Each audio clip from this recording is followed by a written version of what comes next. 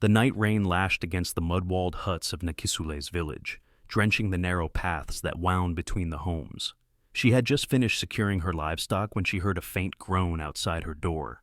Clutching a lantern, she stepped into the storm and found a man sprawled beneath an acacia tree, blood seeping from a wound in his side.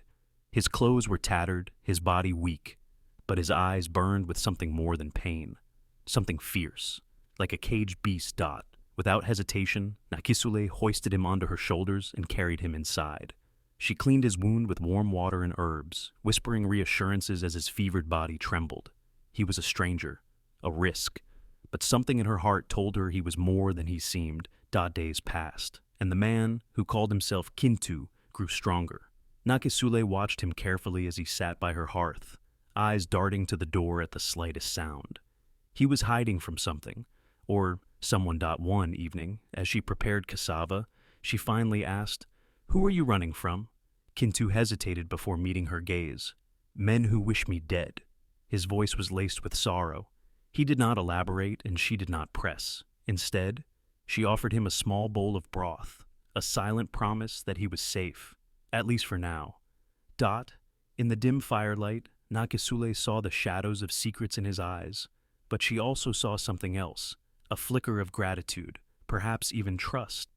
As weeks turned into months, Kintu began to help Nakisule with her daily chores. He fetched water, repaired fences, and even charmed her goats, who seemed to sense something noble in him. The villagers, however, were wary of the stranger in their midst. One day, an elder approached Nakisule, his tone heavy with caution. "A wounded man appears in the dead of night, and you shelter him? Do you not wonder what misfortune he carries?" Later, as they sat beneath the stars, Nakisule finally confronted Kintu. "Tell me the truth, Kintu. Who are you?" He exhaled deeply. "I am not just a fugitive. I am a prince, and I fear my past will bring you nothing but sorrow." Kintu told her his story. He was the rightful heir to the kingdom of Bunyoro, but his uncle had usurped the throne, sending assassins to hunt him down. He had fled into the wilderness, wounded and alone, until fate led him to her doorstep. Nakisule listened in silence. She had once been a wife, but death had stolen her husband and left her to fend for herself. She understood loss, understood pain. "You are safe here," she said at last. But even as she spoke the words, a sliver of fear crept into her heart. How long before danger came knocking? As the days passed, Nakisule and Kintu grew closer. They laughed over shared meals, their hands brushing as they worked side by side. He told her of his mother's kindness, of the leopard totem of his people, of the weight of a crown he might never wear again. One evening, as they stood by the river, he turned to her. "I should leave before my enemies find me." She placed a hand on his chest, feeling the steady rhythm of his heart. "And where will you go?" His silence was answer enough. So instead of bidding him farewell, she whispered, "Then stay." Their fragile peace was shattered one morning when a stranger arrived in the village. A man dressed in fine but travel-worn robes, his eyes sharp as a hawk's. Nakisule's heart pounded as the man's gaze settled on Kintu. "Prince Kintu," he said, voice low with reverence, "the time has come. Your people are waiting." Kintu stiffened, his hand finding Nakisule's. He had a choice to make. Kintu learned that his uncle had fallen ill, and the people of Bunyoro were calling for their rightful king.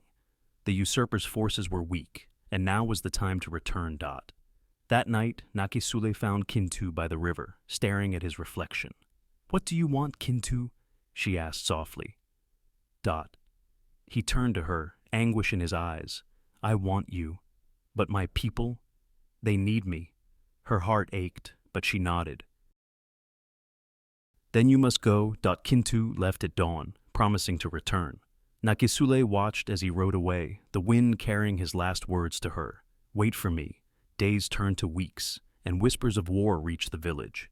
Nakisule kept her faith, but doubt gnawed at her. Had she lost him forever? Kintu reclaimed his throne, his return celebrated with drums and song. Yet, amidst the golden power, his heart remained heavy. One evening, his advisor approached him. "Your people rejoice, my king, but you do not." Kintu clenched his fists. "Because my heart is elsewhere." One morning, as Nakisule tended her goats, a shadow fell over her. She turned, and there he stood, no longer a fugitive, but a king. I came back, he said simply. Tears welled in her eyes. For how long? He took her hands. For as long as you will have me. And as the sun rose over the village, Nakisule knew. Some loves were worth defying fate for.